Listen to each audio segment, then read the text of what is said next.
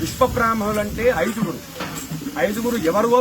ఈశ్వర, విష్ణు, బ్రహ్మ, ఇంద్ర, సూర్యుడు. సానగ, సనాతన, అభువనస, ప్రత్నంస, సుపర్ణస. ఈశ్వరుడు శంకరుని యొక్క అంశంలో నుంచి వచ్చినటువంటి వారు మనుబ్రహ్మలు, ఇనుము పని చేసేవాళ్ళు. పంచదారదాల్లో పెద్దవాళ్ళు మనుబ్రహ్మలు, ఇనుము పని చేసేవాళ్ళు, కమ్మరాచార్యులు. రెండవది నారాయణమూర్తి అంశంలో నుంచి వచ్చినటువంటి వారు కట్టె పని చేసేటువంటి వాళ్ళు మయబ్రహ్మలు, ఒడ్లాచార్యులు.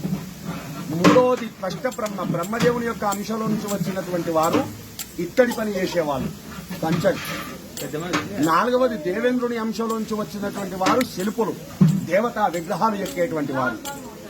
ఐదవది సూర్య భగవాను యొక్క అంశంలో నుంచి వచ్చినటువంటి వారు సుపర్ణ ఋషి, విశ్వజ్ఞ బ్రహ్మ, బంగారాచార్యులు, బంగారం పనిచేసేవాళ్ళు, అవసలాచార్య అంటున్నారు. ఇప్పుడు ఈ విశ్వబ్రహ్మకు పంచముఖముల్లో పంచబ్రహ్మలు ఈశ్వర, విష్ణు, బ్రహ్మ, ఇంద్ర, సూర్యుడు.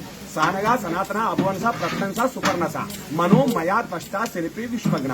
ఇప్పుడేమంటున్నారు? కమ్మరోలు, ఒడ్లోలు, కంచరోలు, కాశోలు, అవసలోలు. ఈ ఐదుగురు కలిస్తే విశ్వబ్రాహ్మలు అందరూ కలిస్తే ఒకటే మళ్ళీ. అలాంటి విశ్వబ్రహ్మ పంచముఖముల యందు జన్మించడం జరిగింది. అయితే ఆ విశ్వకర్మ సృష్టి చేసిన తర్వాత పెళ్లిళ్ళు ఈ విధంగా లేవు. ఈ లగ్న పత్రికలు రాసుకోవడం గాని, ఈ పుస్తమట్టలు గాని, ఈ మంగళ వాయిద్యాలు గాని ఇవి ఏవీ లేవు. మరి పెళ్లిళ్ళు ఏ విధంగా చేసుకుంటున్నారు? అప్పుడు రాక్షస లగ్నము, గంధర్వ లగ్నము. రాక్షస లగ్నం అనగా ఎదిగిన అమ్మాయి ఎక్కడ కనబడ్డా సరే పిల్లగాళ్ళని తల్లిదండ్రులు పోవాలి, ఆ పిల్లని ఎత్తుకొని పోవాలి, ఎవరైనా అడ్డం వస్తే పొట్టేసి మరీ తీసుకొని పోవడం అమ్మాయి. ఇది రాక్షసులు చేసే పద్ధతి. మరి గంధర్వ లగ్నము దేవతలు చేసుకునేది ఎదిగినటువంటి అమ్మాయిలు, అబ్బాయిలు ఒక వరుస లైన్, అబ్బాయిలు ఒక లైన్, అమ్మాయిలు ఒక లైన్. ఏ అబ్బాయికి ఏ అమ్మాయి కావాలనిపిస్తుందో, ఏ అమ్మాయికి ఏ అబ్బాయి కావాలనిపిస్తుందో మనసుతోనే మాట్లాడుకొని ఇద్దరికి ఆమోదమైతే 2 పూలదండలు మార్చుకొని పెద్దల ఆశీర్వచనం తీసుకోవడం. ఇది గంధర్వ లగ్నము.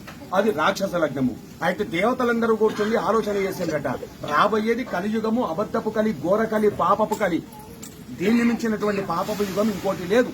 ఒంటి పాదం ధర్మం కలియుగం లోపట. మానవుడు ఈడ కూర్చుండి మాట్లాడిన మాట గేట్ అవతలి పోతూ ఉండదు. కలిధర్మం ఇది.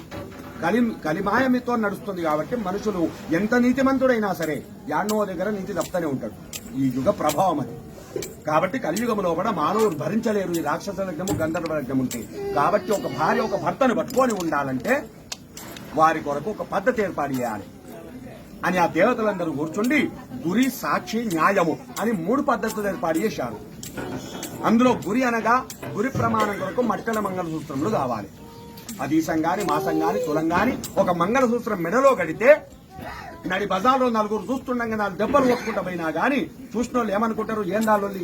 అరే వారు భార్య భర్తలు, ఆల్మూల పంచాయతీ ఎలా కొట్టుకుంటారు, రేపు కలుస్తారు. ఎందుకు? మంగళసూత్రం మెడలో కట్టినావు కాబట్టి అది ఇద్దరి మధ్యలో గురి. ఒక భార్య భర్త అనేటందుకు ఇద్దరి మధ్యలో సాక్షి, ఆ గురి ప్రమాణం ఆ మట్టల మంగళసూత్రం. మరి సాక్షి అనగా ఆ మంగళసూత్రం మెడలో కట్టేప్పుడు సాక్షి వినకారం కొరకు చప్పులు ఉండాలి. ఎందుకంటే మంగళసూత్రం మెడలో కట్టేటప్పుడు పిలిచినోళ్లే వస్తారు, పిలువనోళ్ళు ఎవరు రారు. అదే నువ్వు సప్పుడు కొట్టావనుకో, పిలిచినోడు వస్తాడు, పిలువనోడు కూడా చూస్తాడు. ఏందా సప్పుడు, అరే పలాంటి పిల్లవాడు పెళ్లి. అవునండి, మేము కూడా చూసినాం. 10 మందిలో సాక్షి. న్యాయము, న్యాయక్రమంగా 10 మంది పెళ్లి పెద్దలు వెళ్లి పెళ్లి తల్లిదండ్రులతో మాట్లాడి జాతకర్మలు చూసుకొని లగ్న పత్రిక రాసుకోవడం. ఇది న్యాయం. ఈ 3 పద్ధతులు ఏర్పాటు చేశారు దేవతలు.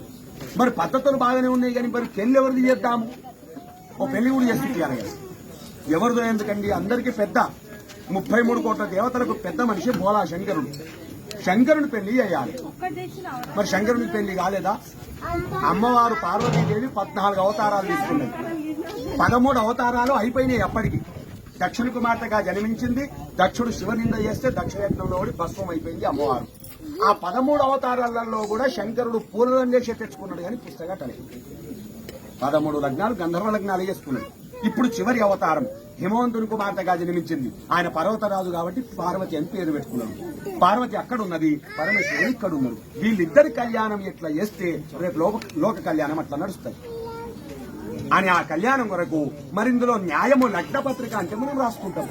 పంచాంగం చూసే వాళ్ళు మస్తుకున్నారు మన దాంట్లో. కానీ మట్టల మంగళసూత్రములు అంటే ఎట్లుంటాయో తెలియదు. ఈ వాయిద్యం అదెట్లుంటుందో తెలియదు. ఎవరు చేయాలి మరి? అంటే అప్పటి నుంచి ఇప్పటి వరకు కూడా లేనిది సృష్టించాలంటే అది విశ్వబ్రాహ్మణులతోనే సాధ్యం. ఎప్పటిదో కాదు, ఇప్పుడు మన కళ్ల ముందు కూడా నిదర్శనం ఉన్నది. విశ్వబ్రాహ్మణులు చేస్తే పని ఎట్లుంటది అంటే, ఇవాళ తెలంగాణ రాష్ట్రం కొరకు మొట్టమొదట ఉద్యమానికి బీజం పోసింది ప్రొఫెసర్ జయశంకర్ సార్. మొట్టమొదట మొదలు వ్యక్తిని తెలంగాణ కొరకు తొలి ఆత్మ బలిదానం చేసింది కాసోజు శ్రీకాంతాచారి. తెలంగాణ తల్లి విగ్రహ శిల్పి నిర్మల్ భైరోజు వెంకటాచారి. తెలంగాణ శాసనసభ తొలి సభాపతి సిరికొండ మధుసూదనాచారి. తెలంగాణకు తలమానికంగా నిర్మించినటువంటి యాదాద్రికి ఆర్కిటెక్ట్ ఇంజనీరు మన విశ్వబ్రాహ్మణుడు ఆనంద సాయిచారి. అయోధ్య రాములవారి అయోధ్యకు కూడా ఆర్కిటెక్ట్ మన విశ్వబ్రాహ్మణే చంద్రకాంత్ సోంపుర గారు. విశ్వబ్రాహ్మణులు అంటే సృష్టికర్తలు నిర్మించుకుంటూ పోతూనే ఉంటారు. నేనేం చేసినా అని వెనకలు తిరిగి చూడరు. మళ్ళీ వాళ్ళు ఇచ్చేటోళ్ళే తప్ప తీసుకుంటోళ్ళు కాదు. ఎవరికి ఏది కావాలంటే అది చేసుకుంటూ పోతాడు. సృష్టికర్త, క్రియేటర్.